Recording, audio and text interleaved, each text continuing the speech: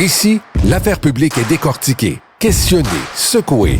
Rémi Villemure et Karima Brique. OK. 187 Cube Radio, écrivez-nous, appelez-nous. Là. Est-ce que vous parlez encore à vos voisins?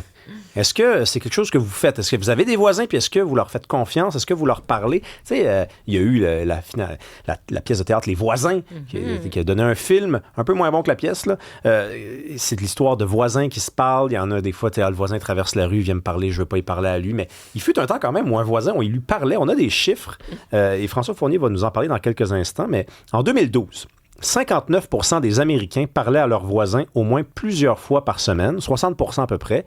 En 2025, là, c'est juste 13 ans plus tard, là, c'est pas 100 ans, 13 ans plus tard, on était passé de 59 à 40%. Et c'est principalement chez les plus jeunes, chez les 18-29 ans, qu'il y a une chute spectaculaire de 51% en 13 ans. C'est une perte de moitié, en fait, pendant cette période-là. C'est spécial, ça. C'est spécial, ça, parce que moi, je me rappelle, je suis assez vieux pour me rappeler d'un moment où, quand le voisin arrivait, il levait la main, il parlait un petit peu, même si des fois, tu n'avais pas trop envie de parler, il y avait comme ce passage obligé. Là, aujourd'hui, je sais pas, les gens doivent rentrer en rapido presto, ou alors, ils connaissent pas leurs voisins. Moi, des fois, je vais chez des gens, puis je sais pas qu'est-ce qu'il fait dans la vie, mon voisin, j'ai jamais parlé. Ah bon? Ah bon? Tu sais pas c'est qui ton voisin? Oui, bien c'est vrai, mais en même temps, je ne suis pas si étonnée dans la mesure où ça va un peu dans le même sens d'autres études. Tu sais, tu parlais à un moment donné aussi, est-ce qu'on voit des amis, tu sais, sur l'amitié, juste la présence de ces amis, qu'on avait moins de contact avec nos amis aujourd'hui, un jour moyen, là, cette définition-là, d'avoir des chances de voir un ami comme ça dans ta semaine, bien, ça a beaucoup diminué au cours des dernières années, particulièrement au cours de 20 ans. Puis ça, tu l'avais mentionné aussi, on avait parlé de cette étude-là. On voit moins nos amis. Et le voisinage, bien c'est ça, je pense qu'on aime se recroqueviller. Il y a une forme d'habitude d'être un peu plus sur soi-même. Et moi, ce qui m'a souvent frappée, c'est des personnes qui viennent de régions. Ou tu sais, qui habitent plus à la campagne, qui me disent c'est fou parce que je suis empilée, tu sais, en ville, cette espèce de solitude que tu peux vivre en ville où tu es entouré, tu as quelqu'un au-dessus de ta tête, tu as quelqu'un en bas de chez vous, tu as quelqu'un à côté de chez vous, tu as quelqu'un en face de chez vous, mais tu connais pas le nom de tes voisins, tu leur parles pas trop, à la limite, tu les évites. C'est cette solitude-là entourée.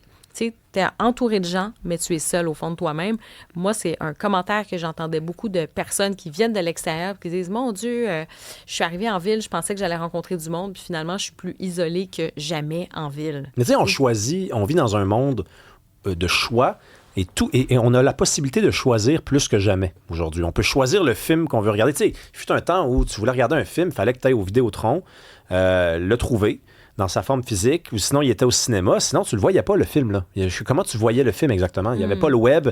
Aujourd'hui, tu peux trouver un film. N'importe quel film se retrouve soit sur les plateformes, ou tu peux l'acheter ou le louer en ligne, ou tu peux le pirater. On ne choisit pas nos voisins. Moi, j'ai l'impression que c'est ça le problème, c'est que comme on choisit tout, on veut écouter telle chanson, on peut l'écouter, on veut écouter tel film, on peut l'écouter, on veut rencontrer telle personne. En tout cas, c'est plus facile qu'avant. Je dis pas que tu peux l'avoir à 100%, mais c'est plus facile qu'avant. Mais les voisins, ça nous est imposé. Et j'ai l'impression que devant le fait accompli, devant le fait que c'est ça, c'est décidé, c'est la vie qui en a décidé ainsi, il y a peut-être qu'on boude. Peut-être qu'on boude nos voisins, puis on boude cette espèce de dernier résidu d'un temps passé où on n'était pas finalement maître de tout. Peut-être la notion de contrôle. Moi, je le vois un peu différemment, Rémi. Moi, j'ai l'impression que ce rapport-là, ce voisinage, quand on veut mettre de la distance, c'est quelque part, justement, on est recroquevillé dans nos appartements qui sont peut-être de plus en plus petits parce qu'ils sont de plus en plus chers.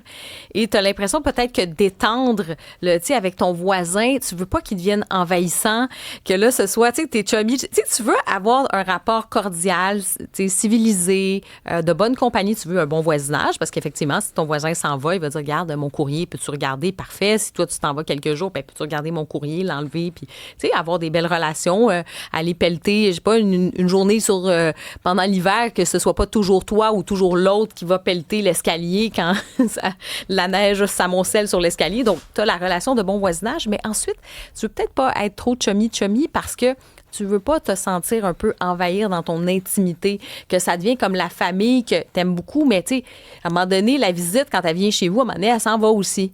Donc, de sentir que peut-être qu'on atteint ton espace personnel, j'ai l'impression que ça peut peut-être expliquer pourquoi en ville, on se garde une petite distance, parce qu'on veut garder notre petit territoire. Puis comme je disais, on est tellement empilés les uns sur les autres que là, si on a l'impression qu'on est trop proche, là, c'est comme trop d'informations, trop de présence, et donc, d'où cette petite distance. On est des sanctuaires.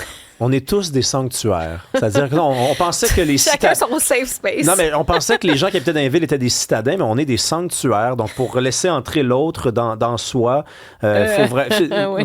Voilà. On veut le temps de passer à François Fournier. Salut, François. Salut, François. Mais quelle Karima se transition fait des idées incroyable. avec... Karima se fait des idées. Écoute, François, Oui. as-tu des voisins, toi? Oui, j'ai des voisins. Tu leur parles combien de fois par jour? Ben là, par jour, c'est un peu intense, là, mais il y en a au moins... Il y en a au moins un à qui je parle à toutes les semaines. Fait que, je trouvais ça intéressant quand même d'avoir ces données-là parce qu'on s'en est parlé il y a une semaine ou deux, puis c'est un sujet qui est assez récurrent que moi que j'affectionne particulièrement, qui est, à mon avis, un des plus gros problèmes qui se profile à l'horizon de notre société, c'est la solitude. Donc, de plus en plus de gens vivent seuls, on a de moins en moins de contact social. Et ça, veut pas, l'humain, comme disait Aristote, est un animal social. C'est-à-dire qu'on a besoin de relations sociales pour développer nos habiletés, pour développer notre personnalité, pour se faire valider, parfois se faire contredire. C'est ça qui développe la manière dont on est. Et c'est pour ça que cette étude-là, je la trouve particulièrement intéressante. Et elle amène un point que vous n'avez pas soulevé, mais que je trouve particulièrement intéressant. On va venir aux autres points après.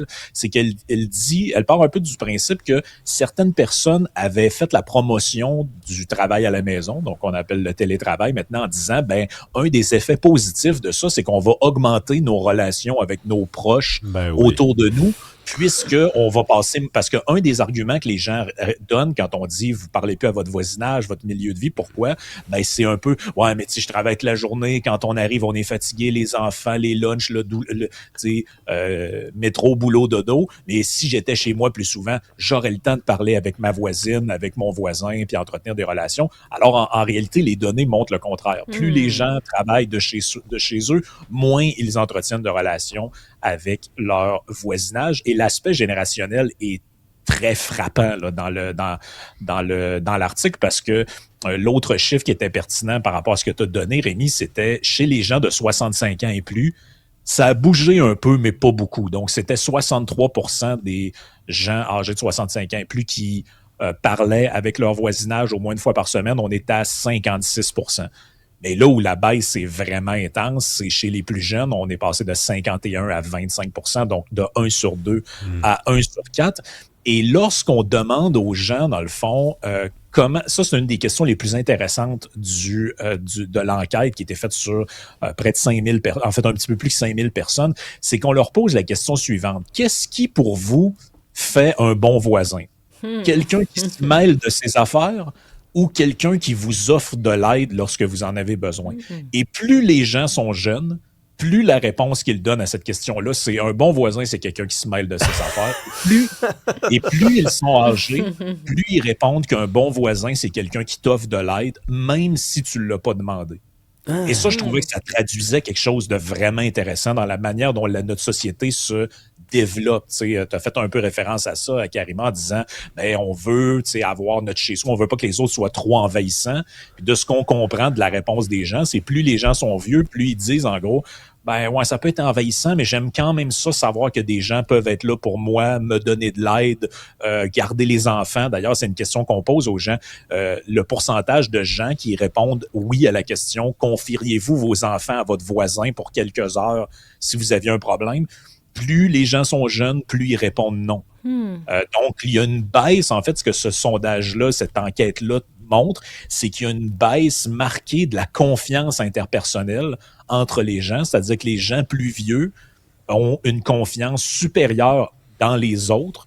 Et ça amène des changements sociaux qui sont importants. Là. À mon avis, ça amène plus de réglementation parce qu'avant, on se fiait sur le jugement des autres. On se disait, ma voisine, c'est une bonne personne. Mon voisin aussi, c'est une bonne personne. Maintenant, on est plus méfiant. On a moins tendance à collaborer avec les autres. Et puis, on a tendance à considérer que justement, notre maison est un peu un lieu où on doit être seul, on doit être à part. Un refuge. Un genre de refuge, exactement. Un bunker, en fait, plus qu'un refuge, un bunker. un bunker.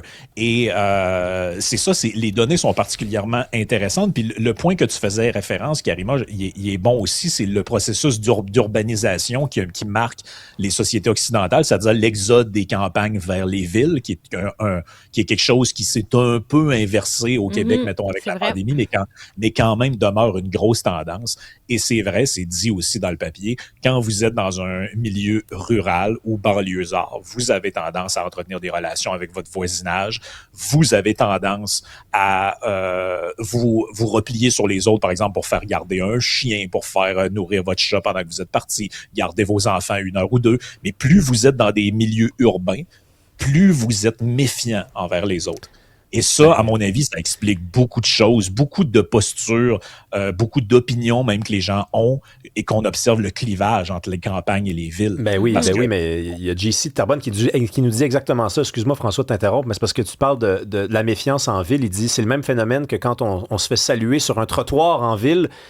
Là, on se demande si on va pas se faire taxer. Là. Tu sais, quelqu'un qui nous dit allô puis qui s'approche de nous, tu as la main sur la hanche un peu, tu t'imagines dans un film de western, alors que dans un village, tu te dis, c'est juste naturel. C'est vraiment la différence. Tu connais tes voisins déjà plus, c'est ça. Quand tu vas à la campagne, tu sais, t'as monsieur machin là-bas, t'as Janine au bout de la rue. Janine, oui. T'as, je sais pas, Alphonse, lui, j'ai l'air cliché, mais c'est vrai, mais tu sais, qui fait pousser ses carottes, puis à chaque année, il t'en donne. Il y a ça, là, mais c'est vrai, il y a cette convivialité. Ensuite, tu rentres chez toi. Dirais-tu qu'il y a cette espèce de génération que j'appelle génération iPods, là, tu sais, ou casse d'écoute, là, on est là avec tous nos casques d'écoute aujourd'hui, mais tu sais, qui ont besoin d'être un peu enfermés dans leur bulle. Je sais pas si la pandémie a un lien avec ça, le côté numérique qui fait que le voisinage, maintenant, les contacts humains, on va les fuir. Peut-être qu'on développe moins nos aptitudes sociales aujourd'hui, littéralement, là. Oui, bien absolument. D'ailleurs, c'est un des points de conclusion de l'étude, c'est qu'on dit une des manières de briser un peu ça, c'est notamment de marcher tout simplement dans son quartier. Donc, parce que les gens qui témoignent avoir une vie physique active, là, si je peux dire, donc c'est-à-dire ils marchent dans leur quartier, vont promener leurs chiens, on les voit souvent passer, ben ces gens-là témoignent souvent ils se saluent plus entre eux, ils entretiennent des relations parce que tu sais qu'à chaque midi, tu prends une petite marche puis tu rencontres toujours les deux mêmes couples qui marchent ensemble, donc vous parlez, vous saluez, vous connaissez. Ah oui, des fois on vient à faire des liens avec l'entourage. Donc j'ai trouvé ça intéressant parce qu'on disait, c'est un peu ce que tu faisais référence, et les gens, mettons, marchent, puis ils ont des écouteurs sur les oreilles, puis ils parlent plus à leur entourage. Donc, c'est des trucs un peu qui sont donnés là-dedans. Tu sais, promenez-vous, prenez des marches en couple, promenez un chien, puis interagissez avec votre entourage. L'effet que ça a sur le long terme, ça augmente la confiance que les gens ont envers leur milieu, ça crée des liens d'amitié, puis ça brise le cercle vicieux de l'isolement. Mais ce qui est intéressant, j'amènerai un autre point, c'est que ce n'est pas unidimensionnel. C'est pas lié au télétravail, c'est pas lié uniquement à l'âge, c'est pas uniquement lié aux villes. C'est un paquet de facteurs, et un des facteurs qui est intéressant aussi là-dedans, c'est que, et ça, on a peut-être jeté le bébé avec l'eau du bain, mais c'est que on dit aussi qu'il y a un fort lien avec l'appartenance à une religion. Donc, les gens qui sont dans une religion, qui déclarent être religieux, par exemple, et qui déclarent fréquenter, par exemple, une église ou une synagogue sur un moment plus régulier de leur vie, répondent aussi systématiquement qu'ils ont des meilleurs liens avec leur entourage, et plus quelqu'un répond qu'il n'a pas de religion, par exemple, ou ne fréquente aucun groupe religieux, ben, il a plus tendance à être isolé, à avoir moins de liens avec son entourage. Donc, tu sais, on pointe souvent les aspects très négatifs des religions, tu sais, qui peuvent être privatifs de liberté, tout ça, mais peut-être qu'un point positif qu'on a négligé, c'est que ça amène aussi une certaine sociabilité, des liens, ça brise de l'isolement pour plusieurs personnes, puis je trouvais que c'était quand même intéressant de le souligner. Puis tu sais, je vais me porter à la défense des jeunes, là. C'est peut-être parce que j'en suis, mais on passe tellement de temps derrière les écrans que moi, des fois, à la fin de la journée, là, j'ai les yeux dans la graisse de bine. C'est-à-dire que si j'arrive chez nous, puis il y a quelqu'un qui est sur le bord du perron puis qui veut me parler, c'est comme si j'étais pas capable de fournir. Là. Tu sais, puis c'est dommage parce que j'ai fourni à la place à des écrans. Puis en ce moment, je suis en train de regarder un écran. Donc, 3 heures d'écran. J'ai mon ordi ici. J'ai mon téléphone après. Je sais pas combien d'heures ça va totaliser, mais à la fin de la journée, si quelqu'un veut me parler, je sais pas, j'ai plus beaucoup d'énergie. On a Nathalie qui est au téléphone. Moi, on me dit qu'elle parle à ses voisins. Bonjour, Nathalie.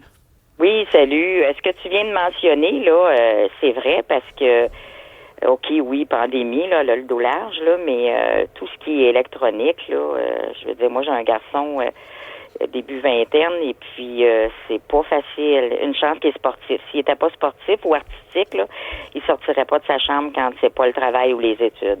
Fait que ça fait beaucoup de peine à une maman qui est active et qui s'occupe de sa mère de 90 ans, qui est active également. Nous, on parle à nos voisins, ils sont extraordinaires, mais ils sont sportifs. On a des sujets de conversation, le sport et la politique. Il y en a qui en parlent pas parce qu'ils disent que ça fait de la chicane, mais nous, on se respecte dans nos sujets. On les adore. Et puis, ma mère, elle a tombé l'année passée. Et puis, j'ai cogné. Cogné, c'est un condo. J'ai plutôt crié parce qu'ils étaient sur le balcon. Et ils sont venus nous aider. Puis, nous aussi, on les aide, là, parce qu'ils sont dans les 70 avancés. Que quand ils ont besoin d'aide, on est là. Et nos voisins d'en face, c'est des jeunes qui ont un bébé, ils attendent des jumeaux, mais ils vont déménager. Puis la petite, elle m'aime beaucoup maintenant. Écoute, elle me voit, elle veut que je lui chante des chansons. Fait que c'est important. C'est sûr qu'on est dans une ville de 50 000 de population, mais j'ai déjà habité à Montréal, puis dans le New Jersey, à New York, puis près de New York, puis on se parlait les voisins aussi. Je pense que ça dépend de la mentalité. Moi, quand je pars faire des commissions, j'apporte pas le cellulaire. Il y a beaucoup de choses que j'essaie de ne pas faire pour peut-être être un bon exemple pour mon garçon, mais lui, il l'a toujours avec lui. Ben oui. Et même dans la salle de bain, ça, je trouve ça effrayant. Je me dis, Dans la salle de bain, c'est vrai, ça. Une queue de désintoxication pour les écrans. Ah oui. Non, mais vous êtes bonne, mais c'est comme si vous étiez rare désormais, Nathalie, parce qu'il y a beaucoup de gens qui nous écrivent. Merci d'avoir appelé. Merci beaucoup. Beaucoup de gens qui nous écrivent. Moi, je parle pas avec mes voisins, mais je suis bien là-dedans, ou un mix des deux, mais il y a moins de gens qui nous écrivent pour nous dire que c'est à l'ancienne. Là, sauf en campagne. Ça revenait à ce que je disais tantôt, Alphonse, ses carottes ou je sais pas quoi. Là, mais en campagne, on doit se tenir et avoir du bon voisinage. Tout est loin. La communauté devient importante, j'en suis. François, ça te fait réagir, tous ces commentaires? Oui, parce que je trouve que ce qui est intéressant de l'appel de la dame précédente, c'est qu'on voit que c'est pas nécessairement quelque chose de culturel à propos, au sens où ce serait différent ici, en France ou du reste du Canada ou des États-Unis. On le voit, l'étude est américaine, mais tous les gens semblent commenter que ça les rejoint un peu, puis ça correspond un peu à leur expérience du quotidien. Fait qu'il y a probablement quelque chose de l'ordre de modification dans nos sociétés, probablement induit justement par la technologie, par le processus d'urbanisation dont on a parlé, qui fait qu'un peu tout le monde se rejoint là-dedans. Puis, quand on parle de s'associer à une communauté, c'est pas nécessairement de rentrer dans un groupe organisé, tout ça, mais juste le fait, des fois, par exemple, de faire certaines activités. Par exemple, moi, une chose qui m'a souvent marqué, c'est quand vous faites de la randonnée pédestre, par exemple, les gens se parlent. Donc, les gens se parlent lorsqu'ils se rencontrent dans les sentiers ou arrêtent pour prendre un lunch ou à un point de vue, se parlent ensemble. Mais si vous marchez dans un centre commercial, il y a personne qui se parle. Il n'y a personne qui parle à un inconnu qui croise sur le chemin du centre commercial ou d'un magasin à grande surface. Donc, les activités que les gens font, je pense que c'est pas anodin pourquoi les gens parlent de la marche, les auteurs parlent de la marche là-dedans, c'est que selon le type d'activité que vous faites, vous allez nouer des liens puis vous allez créer des relations humaines et sociales. Puis je pense que c'est ça qui est important. Ben oui, c'est vrai, il faut comme se disposer à. Il faut rendre possible le fait que ça arrive, parce que tu compares une marche dans une forêt à une marche dans un centre d'achat, ça reste une marche, mais on dirait que dans un scénario, c'est plus plausible. Merci beaucoup, François, c'était super intéressant. Merci beaucoup.